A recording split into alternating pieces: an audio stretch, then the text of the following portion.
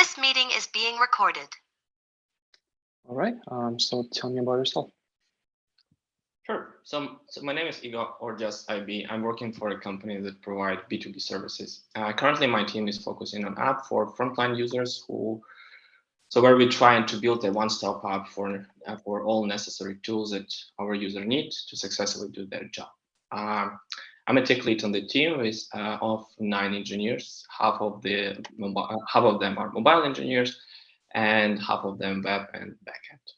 Also, our team has a big cross-functional support of 5 team members, like design, marketing manager, product manager, content designer, and data science. So my time is split in half. 50% of time is allocated to help the team with architectural decision and block everyone who needs help and collaborate with EM to grow individuals. And second half of my time is work closely with XFN, and I work closely with PM to have a scope for the team, to set clear goals and roadmap, and basically set up team for success. Sounds good. All right. So the question today would be to design a Dropbox app. Dropbox app. Okay, great. Okay, I would like to have a small agenda. So basically, first I would like to set up some I would like to gather some requirements, what we want to build. Then we will go to a high-level diagram, and then we can dive deep in any particular components we are most interested. Okay, sounds good. Okay, so let me start with just maybe some global requirements that you can tell me.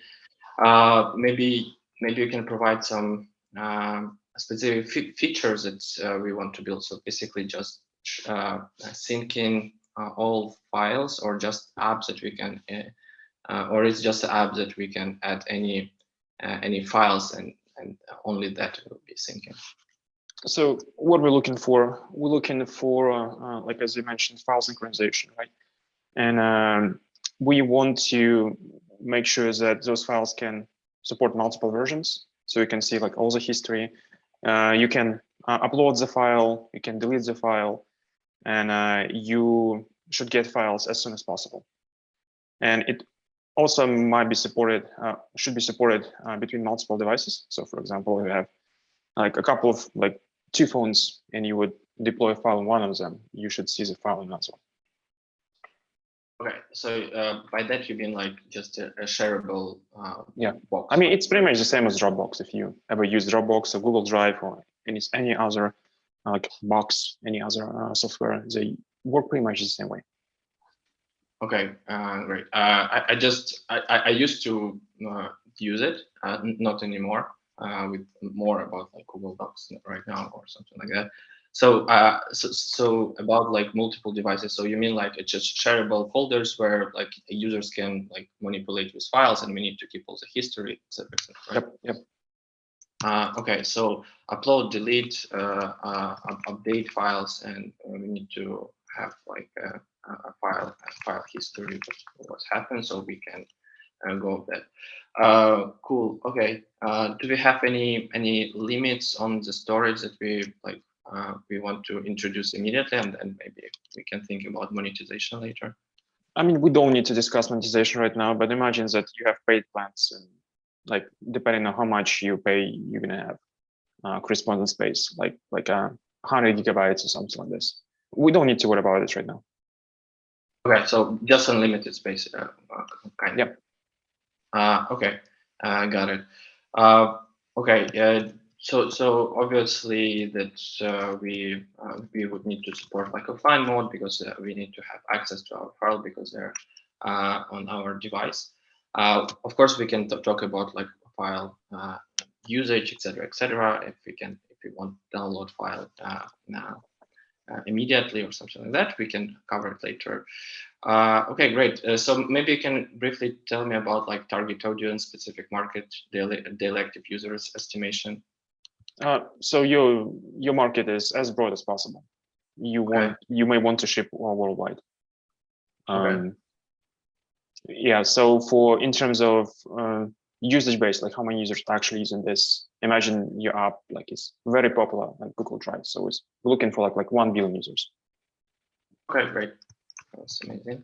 Okay, so regarding like our device type, or as we are going wide, or any specific Android version, I think like Android 5 should be Lollipop should be enough, because we are covering like 97-98%, unless you have any objections.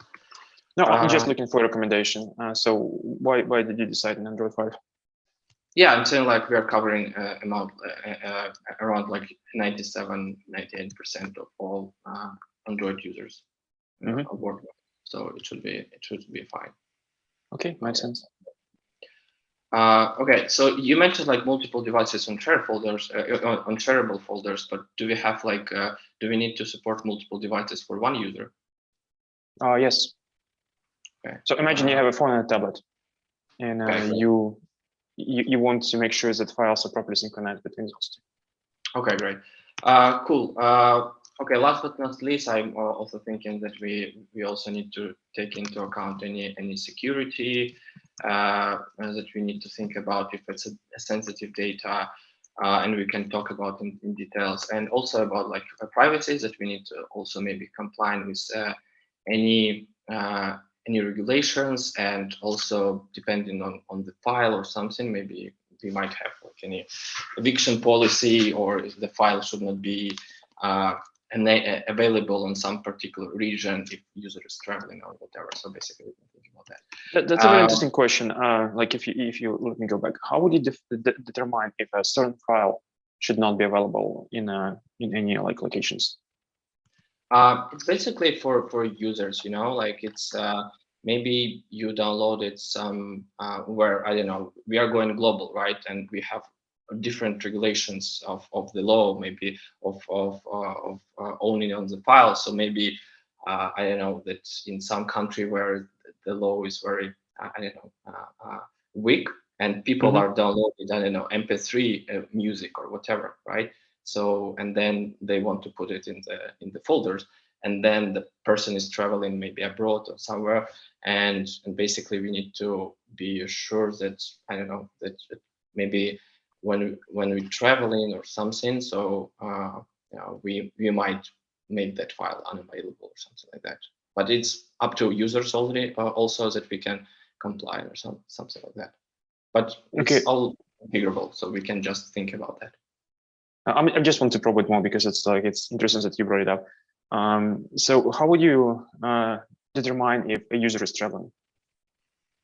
If we also can think about that we might request location, but it's not it's not very so I would be really pushing up against it, because like it's additional request something, and it's going to be very weird when basically we're requesting location for syncing the files. So basically I would really sync with our legal department and understand if we are affecting something, or we can include in, so basically when a user registrate and they agree with our policy, so we might include in the policies that, hey, you're fully responsible of all the content there. It's not our responsibility.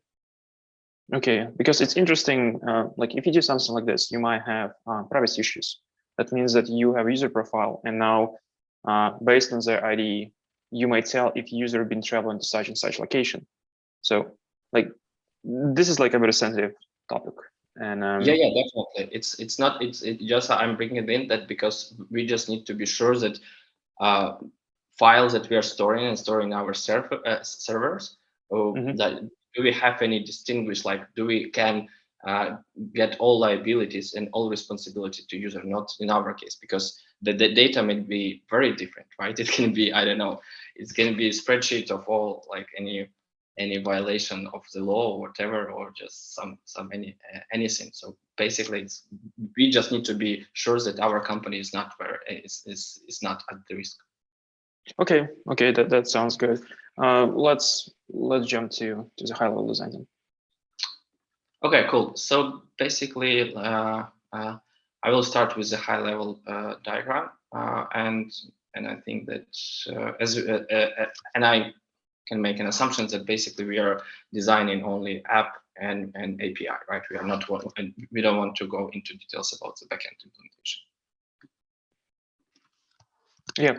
You may just worry about API client at this point. Okay, so I will just have our like backend abstractions that we are dealing with, and also maybe some additional like content delivery, storage, network that like our files is going to live there. It's whatever our backend is going to implement. So basically, I would I would like to start. Maybe we can identify some UI component, like UI parts of the components. It's just that we can think of. So basically, we can have like our list of folders that we want, as we discussed, flow, something like that. And we then can think about like any specific about like when we navigate to the like folder detail page where we have a list of files. And last but not yeah, so basically I think in our end I think we are not need to provide any open like open all capabilities to open files, right? We can delegate that to default. I would not worry about it too much.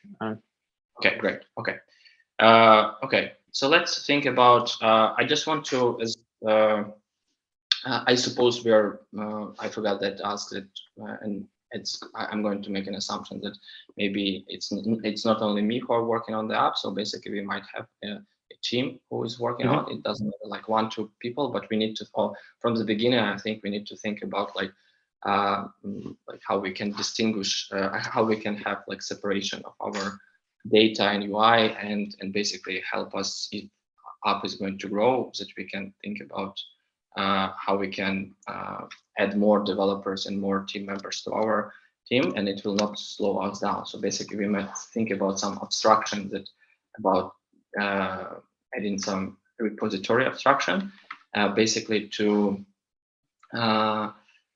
encapsulate the logic that require to access that data sources. What I mean by that is we are going to have some, of course, in our case, it's going to be API service, and so API service is going to interact with backend implementation, and also we are going to think about storage. I don't want to like go into details right now regarding like API and storage. We can have talk about it a little bit later. For now, I want to keep like a high level.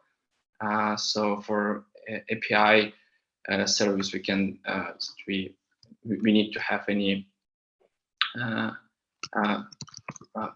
privacy policy here, that we can understand that what we are thinking, how like how sensitive information we are going to use. And also for storage, we might to think about like any, if you want to have any encryption, decryption for any sensitive data. Great. So basically, to have decoupling of usage and to have decoupling the usage of the object and of its creation, I think we can introduce kind of like APIs that can help us basically have a separation of creation and usage of the objects. And what I think is also important for us, because we are going to work with a lot of files, with a lot of data, everything. So we must be very careful with all the features, configurations that we are going to work. We also need to think about any analytics or logging to be sure that our app like working efficiently and in a performant way. So we are not like wasting a lot of battery, we are not wasting the bandwidth, everything. So we need to monitor that a lot. Yeah, and so last but not least, basically it sits under our app modules that basically represent our Android infrastructure. So basically that's like a high level diagram that I think of.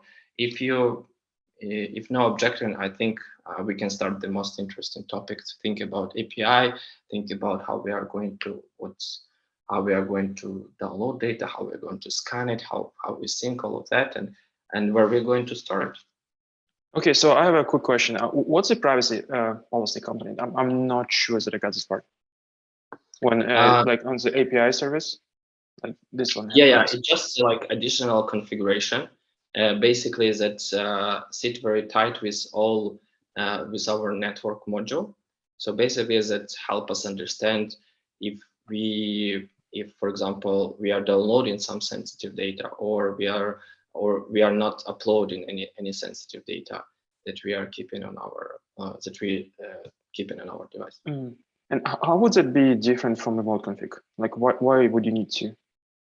So for remote config, it's more, I think, about it's on a feature or library level. So basically, it's something that can help us overall think about any in case of something goes wrong, right? So basically, that's if you introduce a new feature, or we are or we added a third-party library, something that we can remotely configure on the backend. I'm just trying to understand. Sorry for interrupting you. I think I got the idea, but I'm trying to understand what's the benefit of actually splitting like your remote config and privacy policy into like two separate components. Why can't there be a single component? Sure. Yeah. Very good question. So basically, so why I want to split it, because a remote config is more it's all about our implementation and our app, and about the privacy policy, it's all about the data. It's about that what's like files and what's like data communication we want. I think it's a good to have it that separately and not mix it, because like in my opinion, they are both very important in terms of like the success of our company and also of our application, and also about like it's about any like disaster or liabilities that we can, like, I don't know, we can leak something unexpectedly from to the network or something like that. Got it. All right. So let's talk about how would you get and download and store files. So one of things we want to achieve, we want to have a history, right? That means that you can go back and forth in a file revisions, right? So I'm looking for this part. Okay.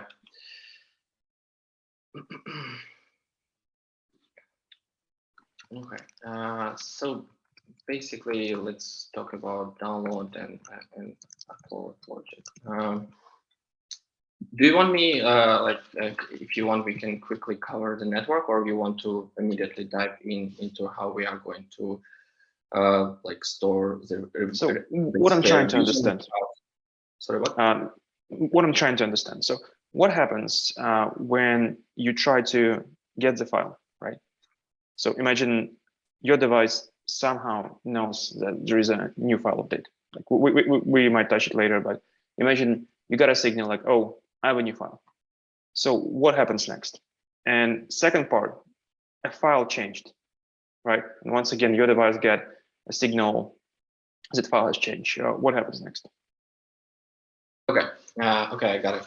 Okay, let's so let me think about. I've never worked with that before, so for me it will be also very interesting to think about that. So initial ideas that I have, that basically on our device we are going to have only like a final version of the file. So for us it doesn't matter. It's like it's initial or whatever. So basically we have a copy of the file.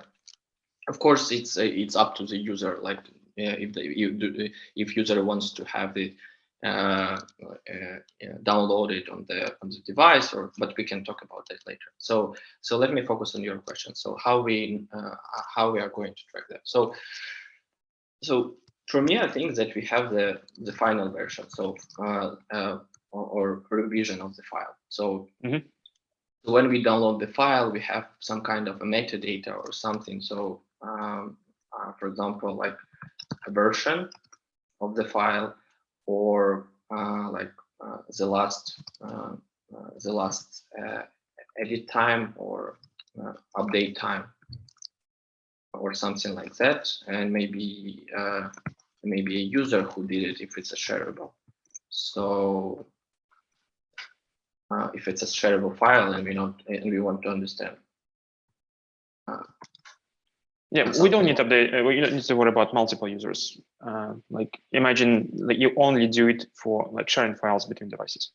Yeah. Okay. So basically, what I'm thinking is, so we have only one version of the file. So because I think it might be exploded very bad if, for example, like we have some files that is like changing a lot, etc., and we want to keep all the revisions. So it's I'm not sure that it's like it might be a like very database or very storage heavily on the device. So that's why I think to have only one version might be the optimal. And if the user wants to roll back to any of them, so basically we might have any APIs that can help us. For example, if we have idea of the file and basically we want to fetch the history, so then we have like so basically our backend is going to be the source of the truth of the files. So what I'm thinking right now. Of course, we might expose some additional settings to the users that I know we want to keep like the last 3-5 files copy on internal storage. How did you decide on 3-5 copies? I'm saying we can expose to the user. If users like, for example, work a lot in offline and like I don't know, travel a lot and like in the airplane or whatever. So user need to always have access to the file history. A user can go to the setting and say like I want 20. I don't care about the storage. I don't care about anything. I will delete all those other apps. So basically, it's up to the user. Or by default, in our case, it can be just 1 or 0. I mean, like only original file, final file. Does it answer your question, or you have any? Like, yeah, it makes sense. So tell me about like how files going to get from the backend to the client. From the backend to the client, or from so basically what I'm thinking about. So we have like so two ways, right? So basically we have one, as you're saying, from the backend to the client, and basically use case, and also we have like from the client to the backend, right? So I suppose yeah. So it's kind of like both ways. Yeah. Okay. So I thought you want to more about like we are adding additional device and how we are going to download that.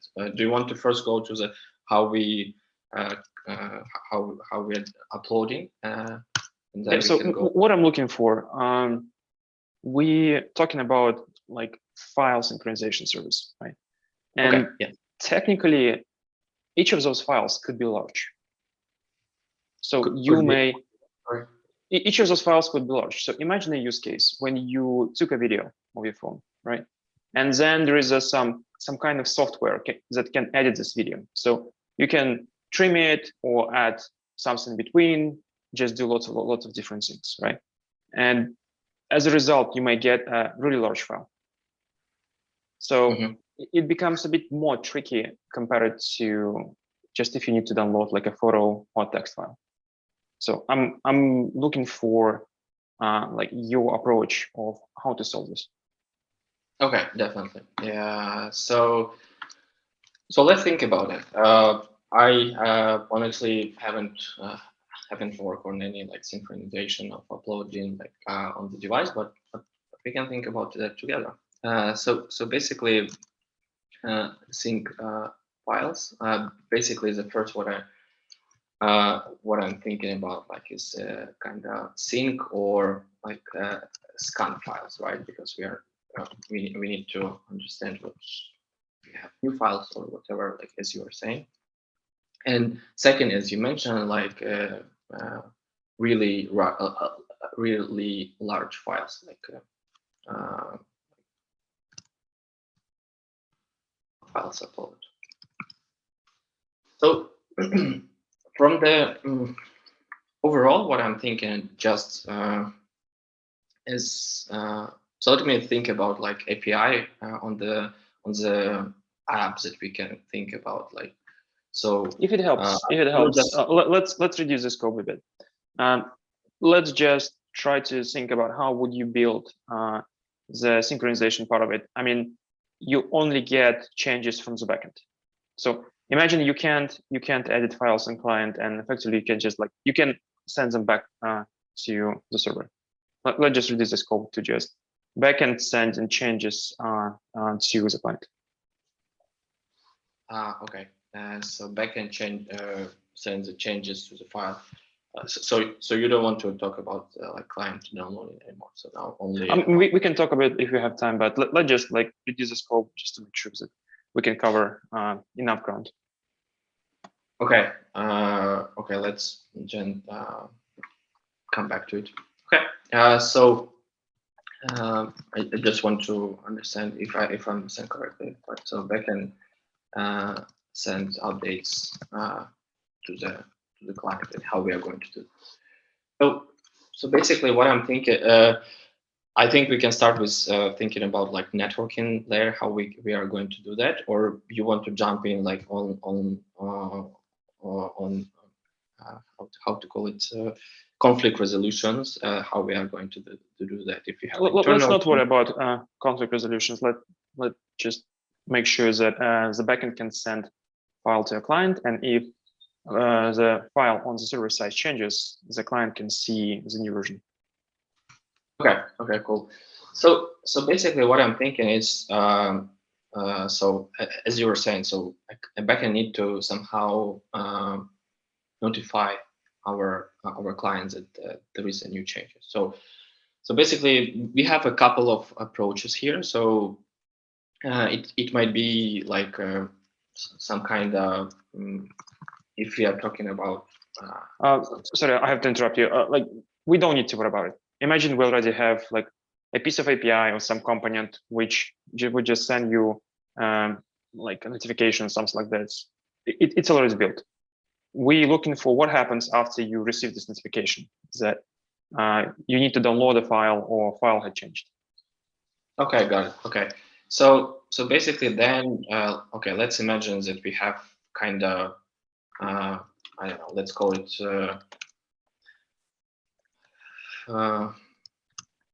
I just want to write on a high level what you're asking, and then we can talk about the details if you're okay.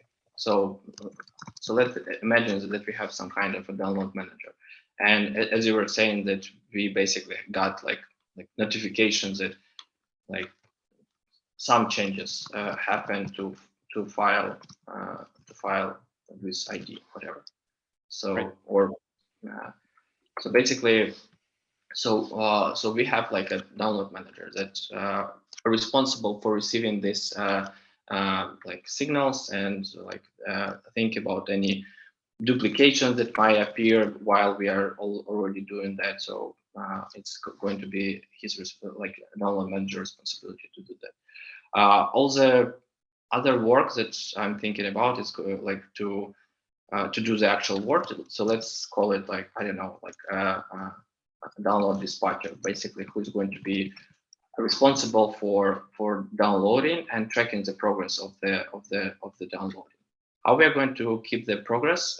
Basically, we need kind of like a storage, or where we are going to keep like journal, like storage journal, basically of the current progress. Why do we need that? In case of something bad happened, like, I don't know, crash, or I don't know, or like device is turned off because no battery, etc. So we need to know what we downloaded, basically, and basically dispatcher also going to use like API for like a service API for downloading that. So kind of imagine like a data flow from that, like here, like we are asking like for downloading a file, and we also checking the progress, how like, because a file can be really big. So what else? So download dispatcher also. Let me maybe step back a bit, right? So this diagram makes sense, right? But what I'm looking for, like, how exactly you're going to handle the task. So effectively, you need to download a very large file, and then if there are any changes to this large file, you might want to handle it in the most efficient way. So imagine you don't want to re-download like 1 gigabyte if 50K of this changed, right? Okay. You are okay. I think I'm got it. What you mean? So basically, you're saying like we have a huge file, and then we made some small change to that file, and we don't need to re-download it. We just need to download. So maybe if it helps, I'm going to reduce scope a bit more. So imagine you already have a file, right? And now this file can be changed in the backend, and you would need to make sure that your local copy has this reflected. Okay. Yeah, so the components which you laid out, they make sense, right? But I'm actually looking how you would build it. Yeah, I think I got it, but what I'm trying to think about, like, is there a way we can kind of, you know, like, imagine we have a video, right? And you made, I don't know, you deleted a video from 3 to 5 minutes, right? I understand what you're saying. Like we need. So can we do that on the client, right? Do we need to delete the same stuff? So instead of downloading again a huge movie, right? So what's your approach? What's the recommendation to handle this kind of thing? So to be on the same page, is my assumption is correct? So basically, you just download, so backend return to us like, here is the file, and what's change happens that we deleted like frames from this part for this start and this end, right? Do the same, right? I mean, if you would go and just try to do it in terms of frames, you would need the knowledge of the file content and format. Yeah. So it's one way, like it's one way of doing this, right? But what are there like any drawbacks of this approach? Yeah, I think like we are just from the do we have any resources on device, and if it's like efficiently to do that. Imagine like so we have a huge file, as you're saying, and it's constantly modifying. So then the backend just send like updates to the file, and we constantly need to, and we are not even in the app, might not be in the foreground, it's in the background, and Android OS can just limit our time that we are doing in the background, and we are not like, we don't we are not going to do that on the background. So basically, then we need to kind of have our foreground service appear on something that can help us to be always there.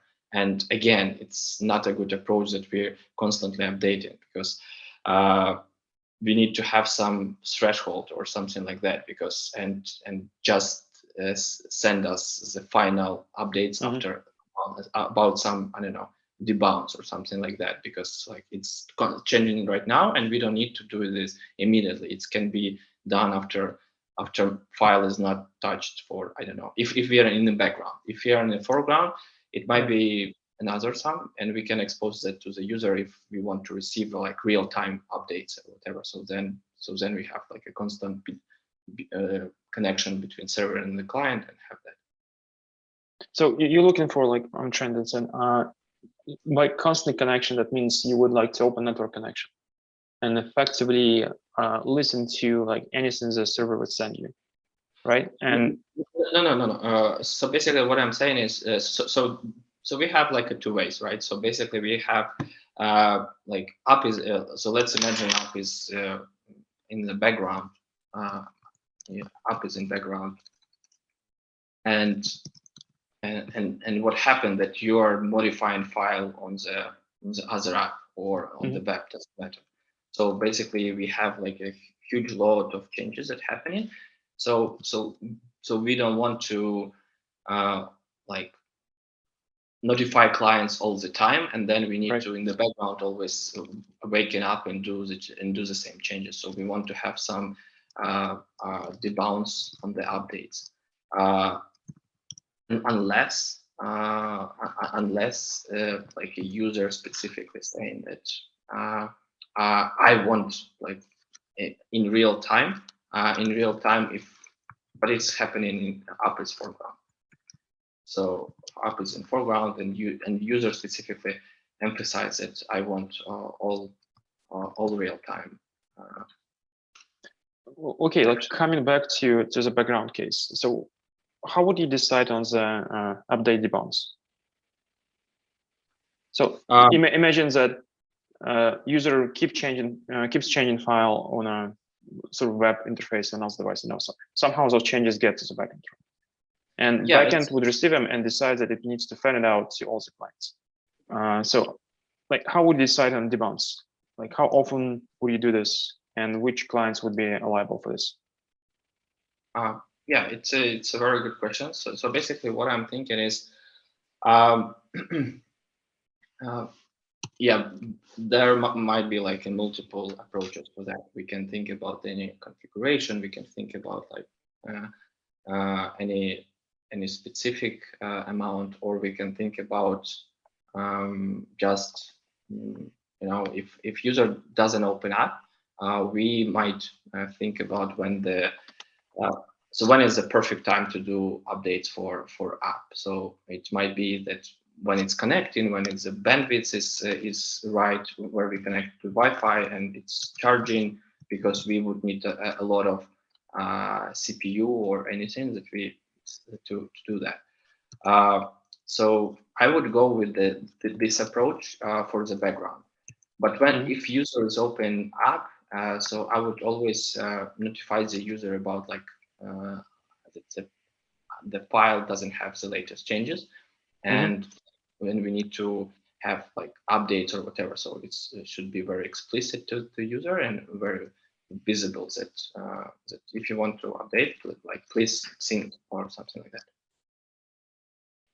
Okay, so effectively, like what I'm trying to understand, imagine you have lots of files, right? And your storage plan has 100 gigabytes, and you have 100 gigabytes of files.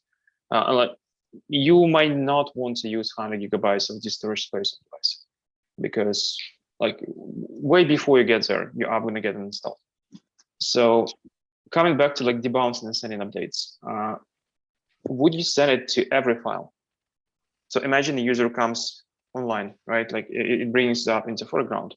Would you go and download all the files, or how do you decide which files to update? Yeah, so yeah, very valid question. So basically, if we have like a very big amount of files, so let me think about that. So basically, what I'm saying in like debounces was just saying like maybe not very correct words or something. So I would be very careful in any constant background jobs that we need to do. So to be honest, maybe if we can roll back, I just need to understand like if it's very for this, like from the business perspective also, like do we really need that? So from any user perspective, like do I want to have like a device, and then when it's like in the background, and when and if I want to open the app and I want all files to be updated immediately. So I would be very careful here, because it's like, do we have a business need for that? Because otherwise we have a huge load on the backend system, because we need to constantly communicate that. I think like if it's really bring a lot of value to the user, yeah, we can think about that. But if coming back to that, I think from background changes, I would be very careful and not to do that, especially for the maybe initial implementation of the versions. Maybe for initial implementation, we can just have like, if users go foreground, we have like, hey, this the last update was this amount of hours or dates. Do you want to update it right now? Mm-hmm. Yeah, but coming back to background changes, maybe when it's perfect combination, we are on Wi-Fi, we are charging, maybe we can fire up a job. But yeah, again, I would be very careful in that, and maybe for initial version, don't do it. Okay. And do only in the foreground. Okay, let me see.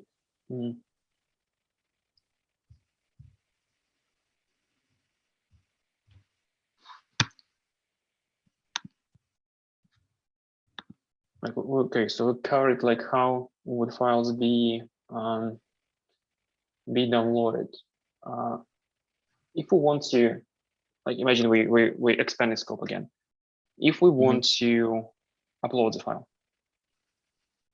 yeah. So don't worry about changes or anything like this. Imagine you took a video, right? And you want to send it to the backend.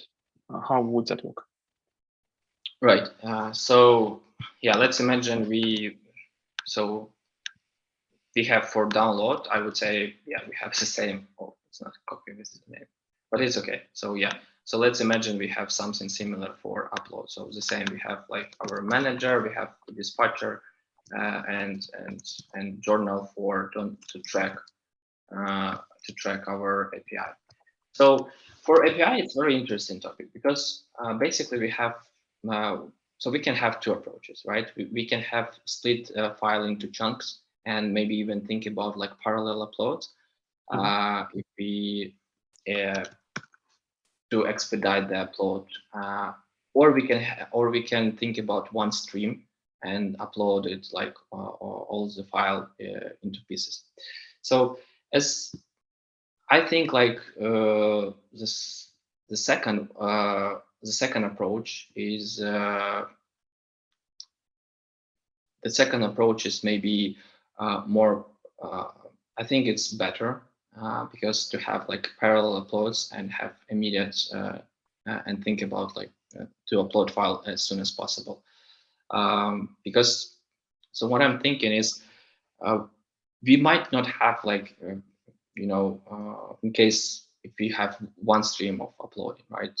That would be really perfect scenarios when we maybe have a lot of files that we need to all constantly communicate or something like that. So maybe have one stream of uploading would make sense. But in our case, we might have a perfect window to do that ASAP. So that's like splitting files and have parallel uploads would be more better. And we can have a track of journal to understand if we how much we don't upload it, and if in case of disaster or anything, an error, like of course we would handle all the errors, etc. So and we would like upload it again when we start it after reboot or. Yeah, that makes sense. So you said that going to be chunked upload with multiple parallel streams, right? How do you decide how many parallel uploads are going to be at the same time?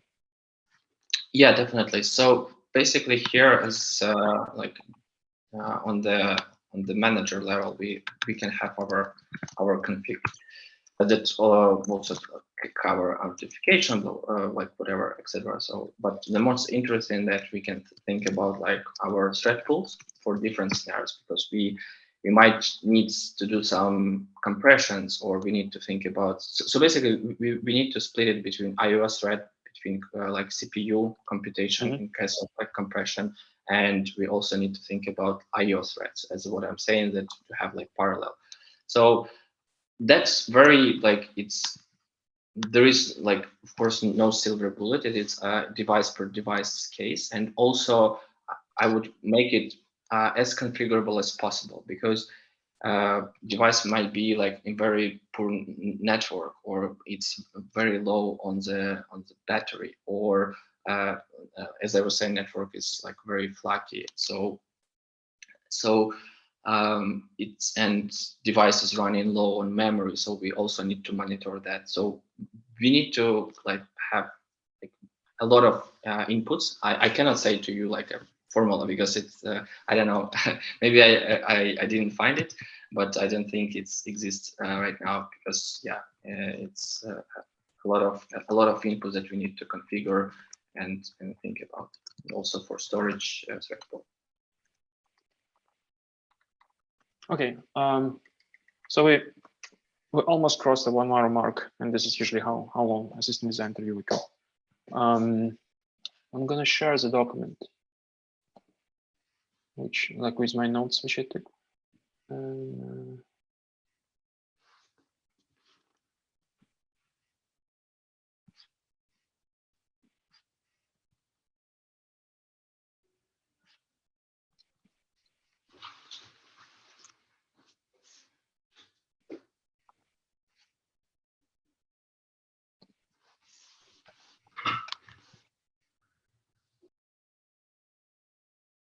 Okay, well, let's see if you can access it.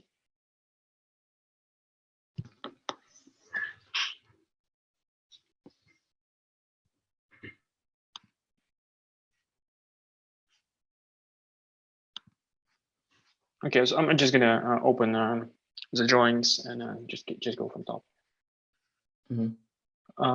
It's interesting that you suggested your own agenda to the interview. That's fresh. I never seen anyone who said, okay, this is how we're gonna take it. Usually the way most of these things go, you start talking about something about, and the interviewer decides which ways they want to go. Effectively, you might suggest instead like, oh, so let me gather some requirements. Like, would that be okay with you? If they fine, you do this, and then said, okay, next step, I would like to do like a high level diagram. Is that something you're looking for? Like, is that something would be interesting to you? So you suggest you might want to drive as a solution of it, but not the agenda, because many people would not care. And when we like you started with like requirements gathering, but in my opinion, few things were missing, right? Like first of all, you might really want to define the scope of the task yourself. So when they give you a task at hand, you might want to think what would be MVP parts of it.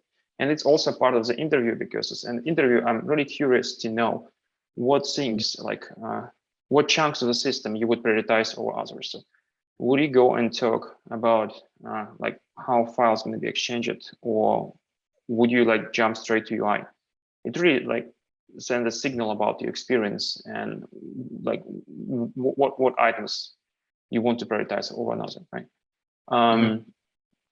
Then you bring like good points about sensitive data and privacy stuff, complying with regulation, eviction policy. Those are like very abstract things.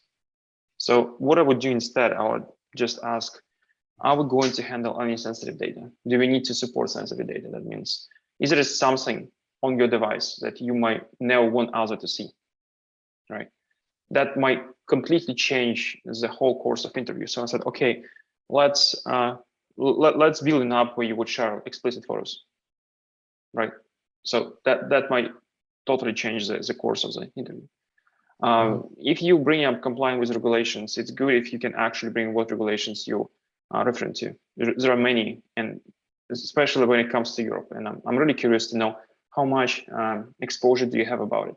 Or did you just heard this regulation exists and we need to comply? So if you're not going to expand more on the topic, I would not mention it or go very deep. I would say, okay, there might be some privacy regulations. I'm not fully aware of all of it, but I know there's something we need to keep in mind, especially when it comes to sharing user data or collecting anything. Avoid bringing non-MVP topics, right? So you said, oh, would be really nice if we can get some files out of device as we travel. And it totally changes the whole course of design, right? So like, if you imagine you at work and they said, oh, we need to make a Dropbox clone, you would not start, oh, that would be really nice if we can go and make shows that users can, like, as they travel, some files going to be vanished. This is not an MVP. This is like a very narrow feature. And before any of those things even bring it up, there should be like some kind of user research done just to see if this stuff is really necessary. What was missing? We never really touched like the file size. So I explicitly mentioned that the storage could be huge, right? That kind of puts you in this mode that, hey, we're going to have like up to like 100 gigabytes of data, which would not, you can be fit on the device. So now how you decide which files you need to get on device and which should stay in the cloud? Like how does the synchronization work? Because synchronizing everything is not an answer. And how's a big file size? If we're talking about sharing like documents, that's one. But if we're talking about large binary files, that's another one, right? So you briefly touch privacy and security, but it's like in a very vague form. That means that you're aware of it, which is good, but did not bring any other things on top of that it's important. I would also try to see what trade-offs are. Are we looking for like instant responsiveness, or are we trying to preserve resources? So if we're looking for responsiveness, that means that we might want to imagine like that's the app when you open it and all your files should be available this instant. Or would you like to say, okay, we want this app to consume as little resources as possible. That means like everything users do should be explicitly triggered. So you open files, you can see the list in there, and then you click on one and it starts downloading, etc. Like I would, instead of just going to those like very narrow topics, I would try to figure out what exactly we're building, right? What type of, you may also ask, what type of files? Would those be images, videos, documents, binary files, or could be like anything, right? Then I would also ask, okay, are we looking for like backend storage? So we kind of like touched it in the beginning. We said, okay, we're going to have like plans 100 gig available for users. But if we're talking about privacy security, you may also mention that if the data is sensitive, we might don't want even to store it on the backend. So imagine you have peer-to-peer communication between all your devices. So effectively, your files only backed up between your devices and never goes to the cloud if you want it to be like super secure. Then network types, like, oh, are we going to run only on Wi-Fi? Do we need to support cellular and all kind of stuff? So try to think in terms of like, oh, you're building an app or you're building some product. What features you build would bring the biggest consumer value, and anything else should be so biggest consumer value. How you ensure that users can trust your app, and then everything else, right? When we jump to high-level diagrams, like the first thing you do is just jump straight to UI. Like, oh, we're gonna have like a list of folders, and then we have details. That's not very interesting, and UI usually is not the most challenging part. Like when something complex is built, usually like in my personal experience, I would delegate UI to less experienced engineers because screwing up UI is very cheap. That means if you make some small mistakes, I mean, it's not like hanging out, but something is slightly off, it's easy to fix. But if you screw it up in terms of like how files being transferred, updated, that's big. So when we're talking about an application which synchronize files between devices, I guess that's the most obvious thing to start with. And then it starts like, oh, we're going to have those lists, we're going to have a repository and stuff like this. I would stay out of details in the very beginning. And I know like this image, which many people produce, is pretty much some adoption of the guide from GitHub, which might not be good for every possible case, because interviewers might see the guide and say, oh, you pretty much just reciting the guide. You try to squeeze it into any task at hand. If you introduce any components like privacy policy, it's a very interesting way of taking this if this one would not exist, if you would not have remote configuration. And for me, like even when you discuss about like different things they're going to handle, For me, justification for this component is still not clear. Because if you say, oh, I'm going to create this new company, that means that you need to allocate resources. You need to plan work items for it, and you need to assign it for engineers. That means, like, what's the highest priority? Would it be privacy policy, or would it be remote config? So especially if you're coming from more like TL background, you should keep those things in consideration, because things are not free, right? And you might want to compromise on as many as possible without compromising the quality of product itself. Also, encryption, decryption, nice touch, but I would say, you say, okay, storage, and storage should handle all of it. You don't really want to have an extra layer between storage. Like, if you have an extra layer, that would make sense if you would reuse it like at some point later down the road. Once again, bringing DI, and it kind of reflects the guide from GitHub. I saw many people trying to do this. Bringing up remote config, analytics, login, very good touch, because you might want to know how exactly users are interacting with the application, and that might drive all the future product decisions. So as a TL, that's something you might want to think as well, right? I would try to avoid bringing anything outside of technical domain. Like when you said, oh, it's important for the company. Why? Like, I couldn't remember what exact context it was, but I remember this phrase kind of ticked. And if you said it's important, you should state exactly why it's important, but don't try to go philosophical discussion. Oh, this is good to have, this is not good to have. Like, bring like pros and cons, bring trade-offs, but don't go in any like hand waving, because it doesn't provide any clear signal. You don't do this when you design systems.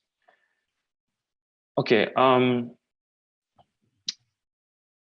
So we go to deep dive, right? And for this one, I was very curious on how would you optimize file setting. So one of requirements, we have like 1 billion devices. That means we try to keep traffic as low as possible, because for backend has quotas, and if you exceed the quota, like, you may spend lots of money, etc. So your task as a lead, as a TL, to make sure that the company spends as little money as possible to make those things work, right? And like, that's the question which I brought. Oh, I want to know this, and don't try to walk away from the question, and don't try to bring like some new topics, something like this. So we started with downloading, uploading, and this API design just comes out of blue. I have no idea what this, like, what versions are. And then you at last user update ID and history. So those are necessary details. Like, how I would approach this. And I said, okay, so we're talking about really large files, and we try to minimize the traffic. What can we possibly do? We might want to like, split those files in chunks, and we download them in chunks, and we update them in chunks. So for example, you know your version of file, and then you send it to the backend, and the backend said, like, oh, your version is like such and such behind, and this is, for example, a delta operation which you need to apply to a file to synchronize them. You don't want to synchronize the whole. Like, how to do this? It's a very complicated topic, and I would not expect you to know if you know work with this. But never mentioning that the file is huge and how we're gonna handle it. It's a huge red flag. That means that you don't keep resources usage into consideration and just try to look at some like the actual API design and how the JSON would work. It's not very interesting, right? You might even admit it in the first place, unless you said, like, hey, do you want me to render the API? And as the interviewer said, like, no, let's not worry about it. Let's just discuss high level how this whole thing gonna work. There's lots of information about on the internet about how the chunks update gonna be, like versioning. You can find it. I don't have much experience. I saw some videos, I read articles, but I never built one. But I have this idea how it could be possibly done, and that what you start with, and you can render your solution based on this. Okay. Yeah, that's the same. Don't add anything else. Most likely, interviewer would not care. So I prepared for this interview with like one goal in mind. I want to know, like, how would you do this? How would you implement the synchronization part? Everything outside of it is not very interesting to me unless you bring something like very, very exciting and say, oh, you know what, like, screw it, I don't care about it anymore. Let's talk about this. Like, one thing which I try to push you multiple times is what did you use the file is really large. That's very important, right? And then I saw that you got a bit confused about this whole thing. And I said, okay, so if you struggle a bit, I might want just to reduce the scope. And this way you're gonna have a chance to provide at least some signals and just going around this. Yeah, and pretty much what happened next, we started to talk about like some download manager component, right? And that pretty reflects from another guide from GitHub, which is legit, but this is like way too abstract, right? About like workers and all kind of stuff. And I still didn't get a signal how exactly you're gonna build it. Like you might want to render those components once you said, okay, so I'm gonna be splitting files in chunks. I'm gonna be using the delta compression, whatever I'm gonna be doing. And those are components which I'm gonna support my design. Some stuff which, well, and then we never get to any pros and cons and trade-off analysis. You might just bring a couple of ideas and just pick one and just do this without any proper justification. Why do you think this is necessary or the best way, or what kind of like negative impact you try to minimize? So remember about pros and cons approach. Like when you make a decision, you usually try to do this. You don't just like pick random option and go with this. Then you got debounce, and once again, it was way early for this because we didn't even discuss, would you synchronize all of every file? Would you synchronize like individual files or based on the usage or whatever? And like when you bring debounce, that effectively means that you're gonna send fan out informations to all the clients. Like if you think about, if you edit the file, it might not necessarily mean that you won't go and access on the device at this particular moment. So you might be wasting lots of traffic this way. One thing was like left out of discussion entirely is device storage. What happens if you have one version of file, and then imagine even without delta compression, you try to download a new version and device storage runs out? Like, what are you gonna do? How would you evict files? Like, what's your approach? Or would you just be more proactive and said like, hey, we're out of space. Please clean some files, and then you show the list of biggest files on your device. It was completely out of scope. Not out of scope, like out of discussion. I believe it's very important since we mostly care about client in this case. Yeah, so one common thing, which is not specific to you, but for most of people, they tend to go in lots of philosophical discussion about bringing value to users.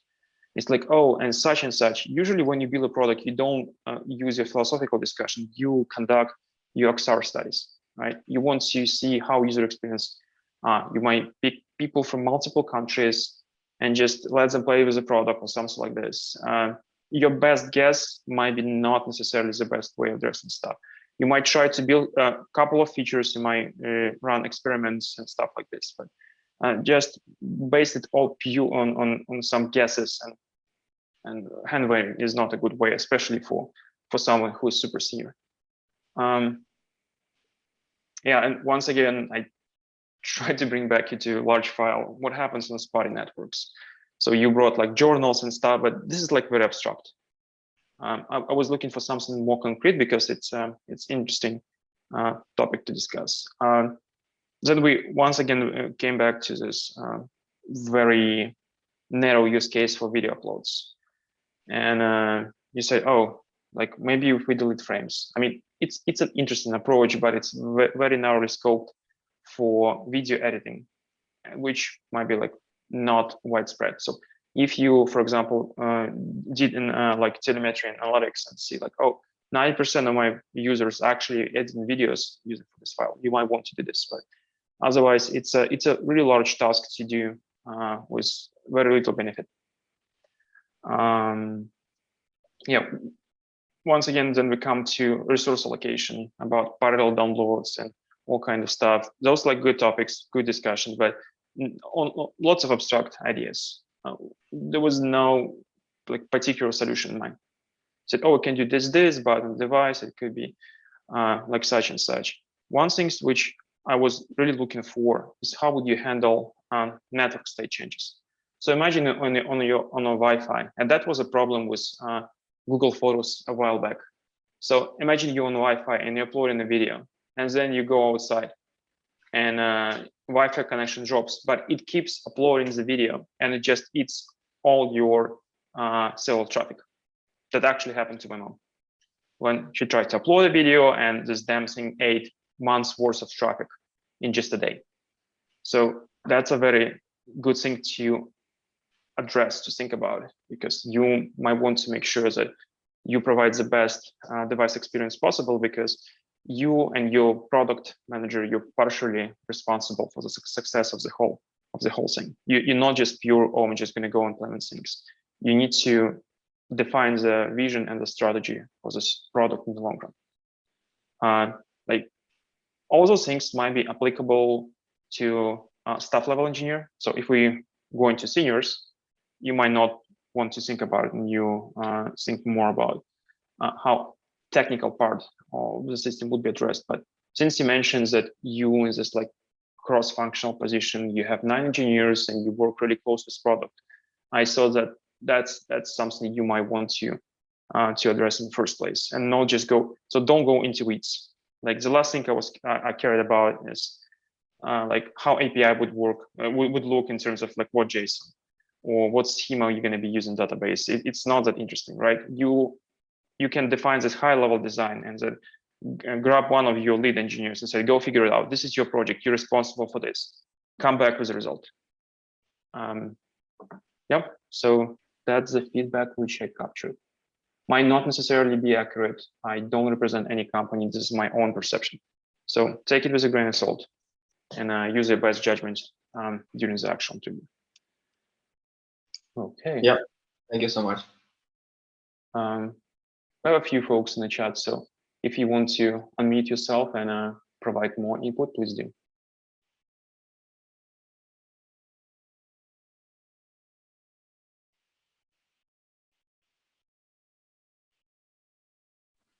No? Hey, Nobody? I don't have any. Yeah, I don't have any.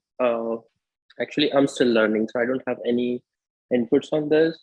But things that you mentioned that he could have done better. If we haven't worked on that product, then it's not intuitive to come up with what all possible things that can go wrong. So, what do you recommend for just knowing what all could happen within a system? For an example, stuff that you mentioned about what happens when Wi-Fi goes off and user is switched back to cellular. That's an interesting use case. Or a use case when storage runs out of place. So device storage runs out. So if what I'm thinking is, we might not even think of the scenarios since we haven't worked on that kind of product. So what do you recommend for reading material? Or I don't, did you get my question? Yes. So like, first of all, I think if you come to the interview and they give you something you never saw in your whole entire life, I would say that's a great success for the interviewer. That means that they're not looking for exact solutions. They're looking for how can you solve novelty problems, right? In most cases, they don't want, like, it really depends on the company, right? But if we talking about tech giants, in many cases, they want to hire people which can solve a problem they never seen before, because it's pretty unlikely that you're gonna know everything, right? And to think about cases, oh, what happens if device storage runs out? I don't think you need like a special training experience for this. For me, it's a common case, common sense. Like, oh, you worry about CPU, battery, network, storage, right? This is just the nature of working with mobile devices.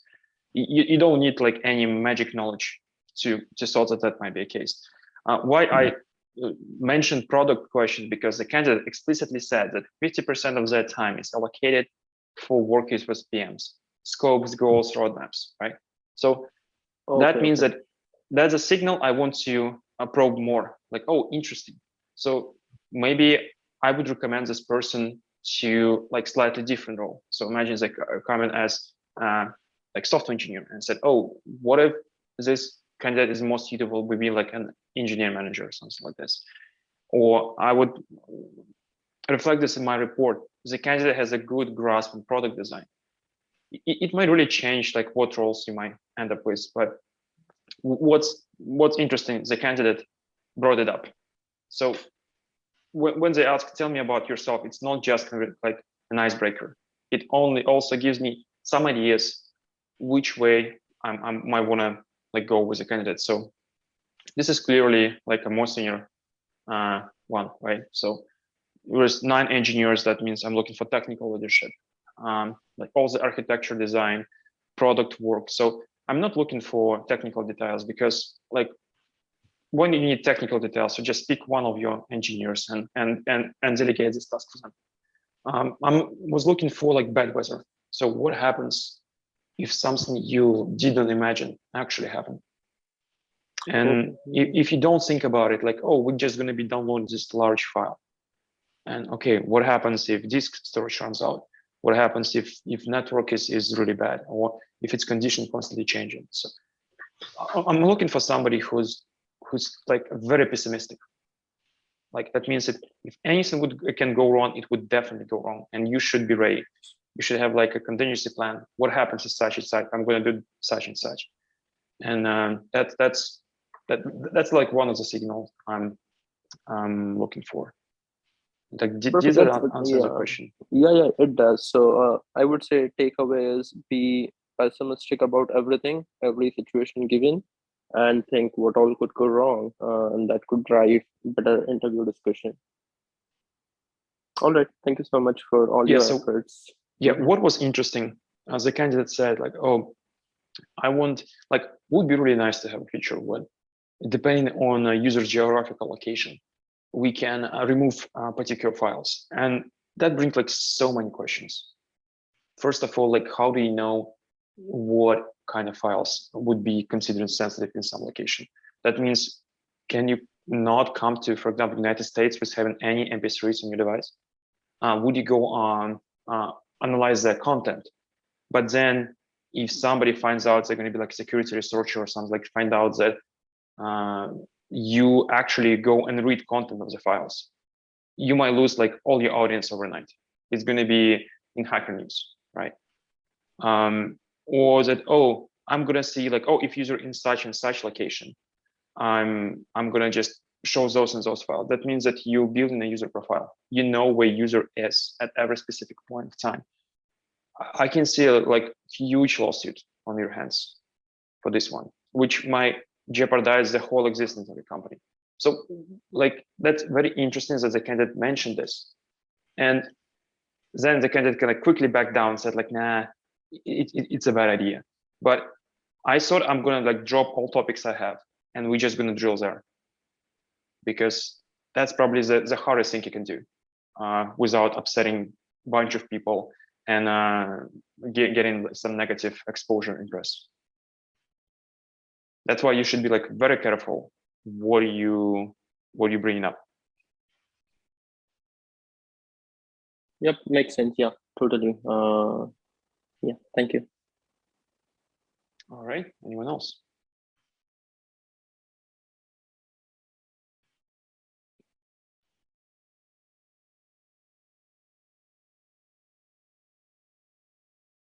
Nicholas, is it just your approval, or you want to say something?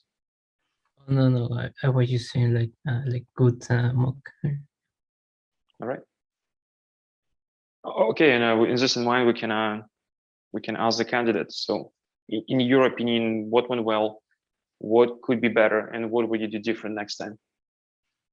Yeah, first, I would like to appreciate all feedbacks. Really great suggestion, and yeah, I would definitely recommend to try it. It's a great experience. So it just shows how like everything can go wrong. So definitely try it. So basically, as you were saying, you know, like when well, as you're gathering requirements or something, and sometimes when you're really fast on that, because you know you try to do that in 5 minutes, and I would when you have this input that it's like a Dropbox, so you're assuming that, okay, we will emulate all of that and we will not like waste time on maybe what type of files we are going to use or what type of tasks. So that's my mistake. I probably should have been more explicit and think about like more additional requirements,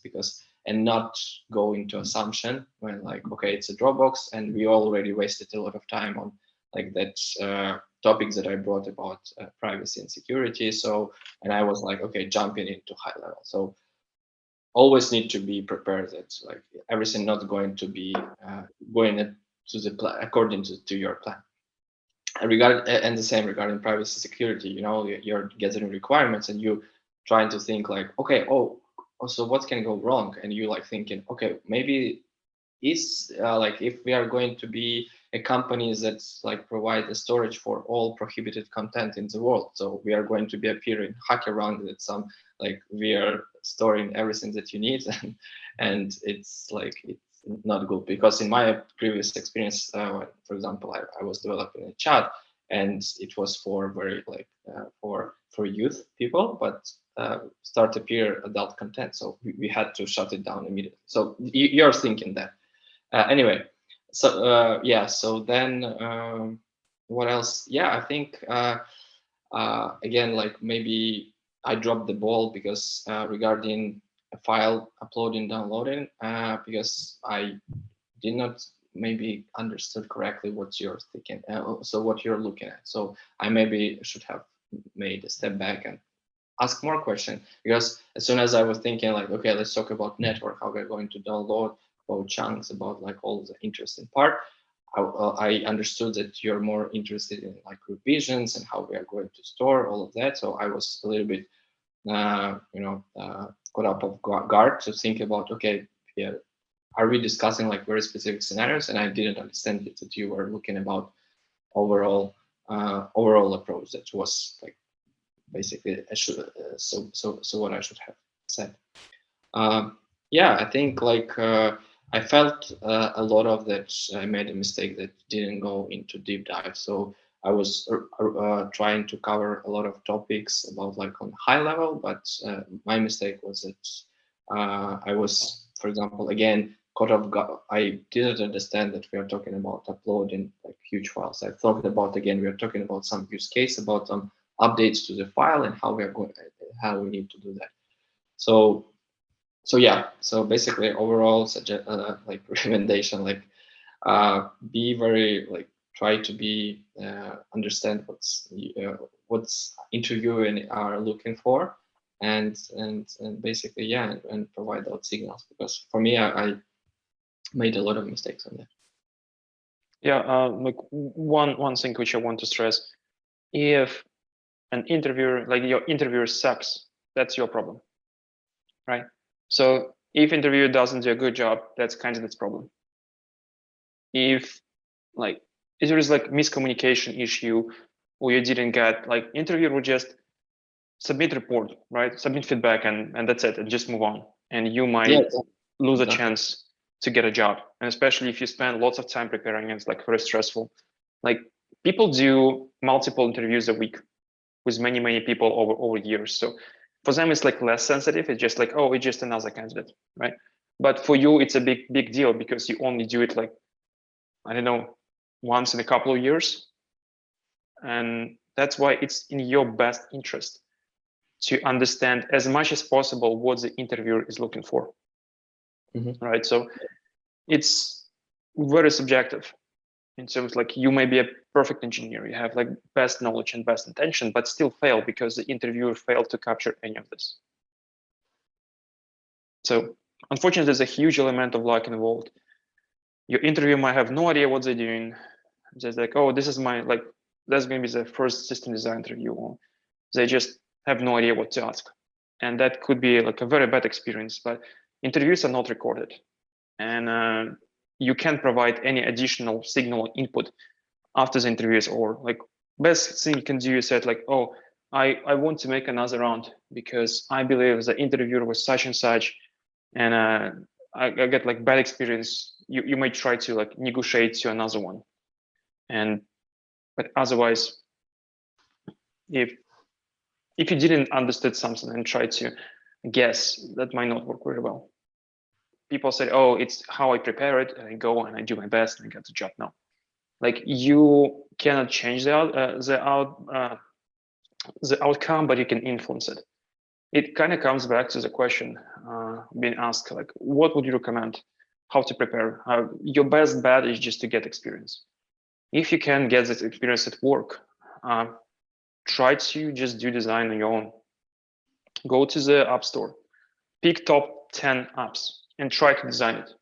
Like, go as much detail as possible, as you possibly see. And like, imagine you actually need to build this app. And then you can see there is so many nuances. So many details which you would never come up on a spot when you go through the real thing. As you keep practicing doing those like designs, you start building a framework, like a template of things you can do. So for example, what things I need to care about, like privacy, security, whatever it is, right? And what major components I can use, because in many systems, sort of like things which you can reuse across different designs. But don't try to pick like one design, like the one from GitHub, and just try to squeeze whatever task at hand you have into this design, because it looks very ugly and it's very obvious what you try to do. So practice makes perfect, and luck favors prepared. So just go in and build things.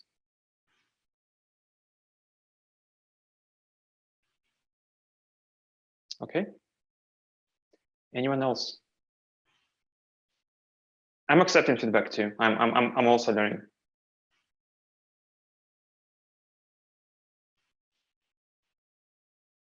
All right. With that in mind, I would assume that everything, like the rest of it, was perfect, and I hope to see you guys next time. All right. Thank you. Bye. Bye. Thank you. Bye bye.